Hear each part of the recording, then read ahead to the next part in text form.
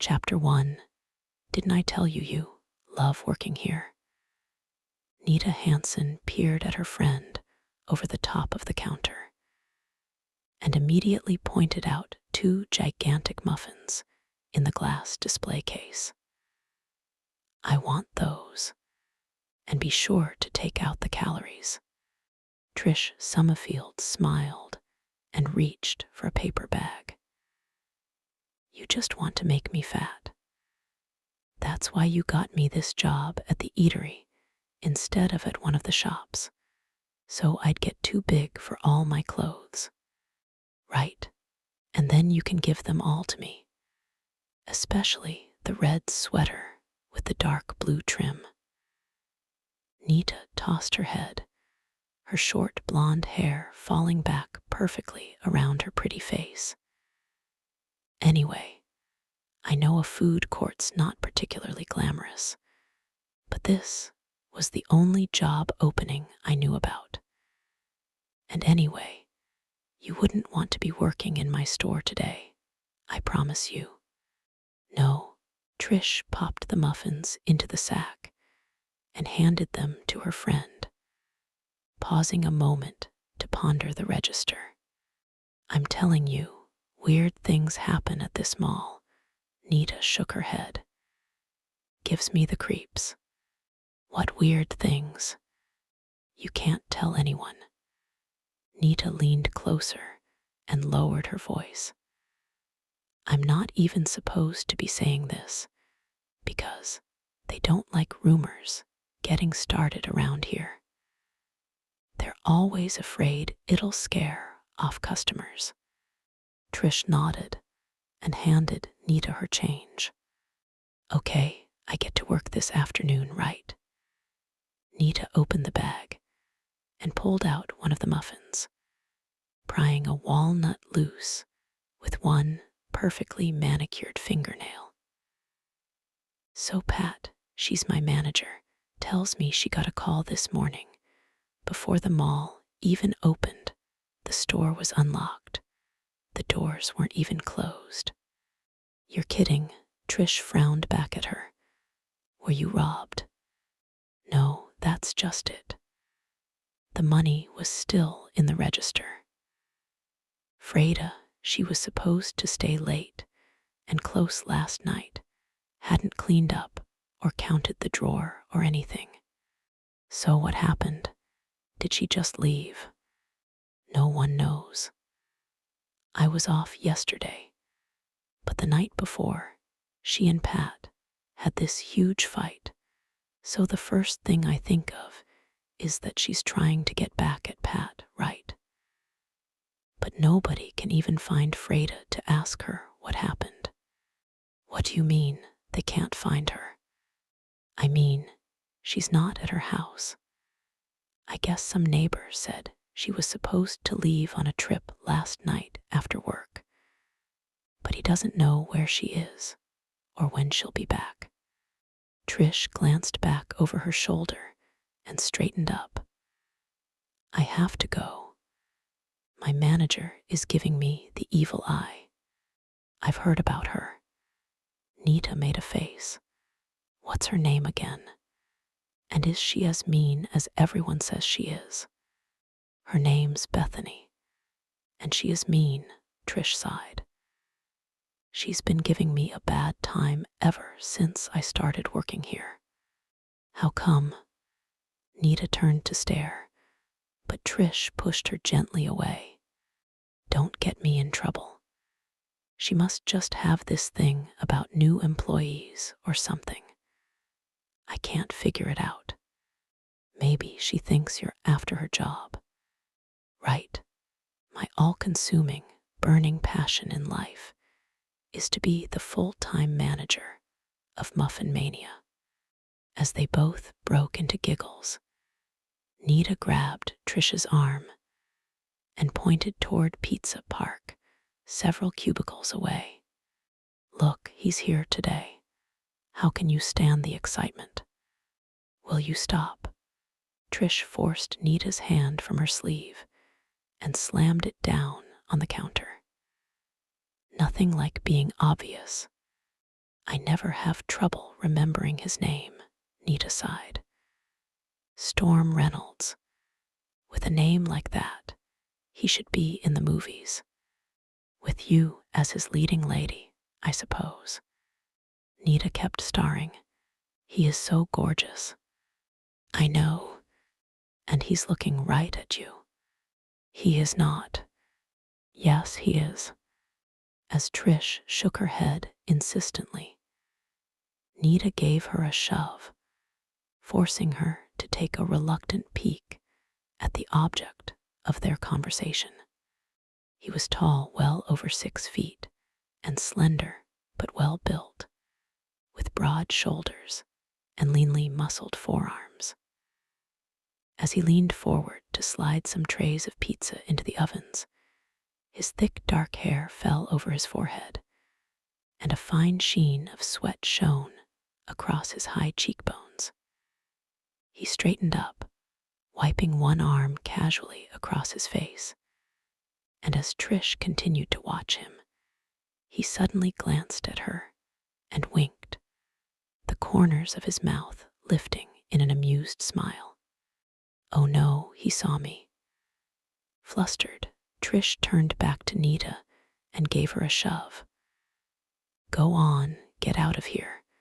I can't believe this. I'm so embarrassed. And you said he wasn't looking, Nita chided gently. Ask him out. I will not. Go ahead, I dare you. I don't take dares. You should take this one. It's too good to pass up. Get out of here. Well, all I'm trying to do is prove to you how cute you are. You never think guys are looking at you.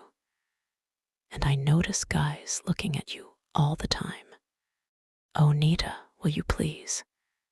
Like, Nita reached out and pulled on Trish's sleeve. Like that guy there. What guy where? Over there, reading the newspaper. Nita, how can that guy be looking at me and reading his paper at the same time? Oh, okay, so he's not looking at you now. But a second ago, he was looking at you. He was downright staring at you. Nita, Trish gave a long, tolerant sigh. Listen to me. I'm standing in a muffin booth, right in the middle of the food court, right in the middle of the mall. Every single person who walks through here looking for something to eat has to look at me sooner or later. Well, he was looking at you, Nita said stubbornly. Was he drooling? Trish tried to keep a straight face. Probably. Were his eyes longing with desire?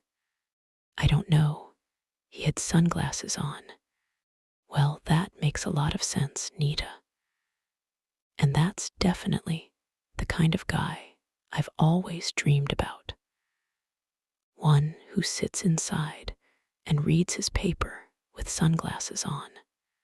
Okay, go ahead and make fun.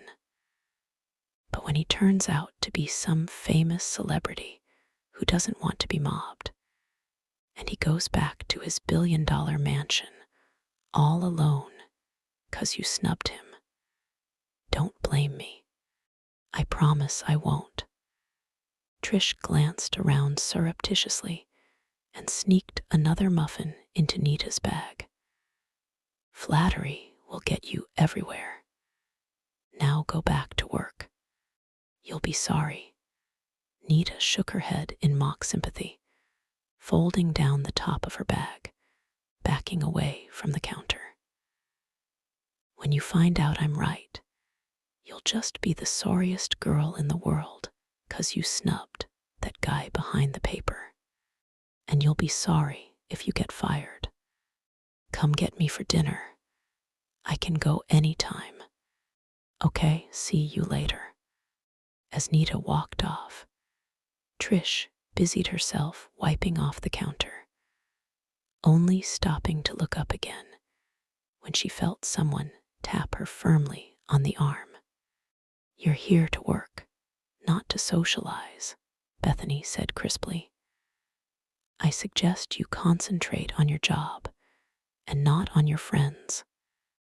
Trish gulped, wiping her hands nervously on her apron. I'm sorry. I wasn't exactly busy. I didn't think. Well, next time do think, Bethany said coldly. If you were conscientious, you'd notice that there are always things that need to be done around here. Nobody has time in my area to just stand around and goof off. Without waiting for Trish to answer, she stalked away, leaving the startled girl to stare after her, open-mouthed. Wow, Trish mumbled to herself, picking up her rag again, giving the countertop another swipe. I guess she told me. 1 honey muffin, please. Startled, Trish saw a hand slide toward her across the counter, and she instinctively drew back as the long, tapered fingers unfolded, revealing a crumpled $5 bill inside. For a minute, she thought it was a woman who had spoken. Yet as she lifted her eyes from the pale, smooth palm, she saw a long, wispy beard on a pointed chin, long flowing hair that hid much of a gaunt face, and where the eyes should have been, only a pair of dark glasses. Helplessly, she stared into the 2 dark circles and saw her own puzzled reflections staring back at her. Oh, she recovered herself with a nervous laugh. You scared me. I didn't even see you coming. 1 honey muffin. Please, the voice said again. It was soft, like his skin, almost a whisper, and Trish had the fleeting thought that if she heard the voice over a telephone, she probably wouldn't be able to guess its gender at all. Flashing a quick smile at the expressionless face, she reached down into one of the bins, her hand closing around the largest muffin in the batch. It was heart-shaped, drizzled with golden honey on top, and as she slipped it into a bag, some of the honey came off onto her fingertips, causing the sack to stick to her hand. Oh, wait, here, sorry. She laughed, trying to pull her hand free, reaching at the same time for a cloth. As she glanced back at him, her laugh caught in her throat at the strange smile on his face. You have lovely hands, he said softly. So small, petite. He was silent a moment, yet she could feel his eyes studying her hands, even as she tried to wrap them in the cloth. The way that honey looks on your fingers, one could almost taste it. Nervously, Trish looked around the cubicle. Bethany was nowhere to be seen, and no other customers were approaching her counter. Hastily cleaning her hands, she rang up the sale and tried to make her voice authoritative. 189, please.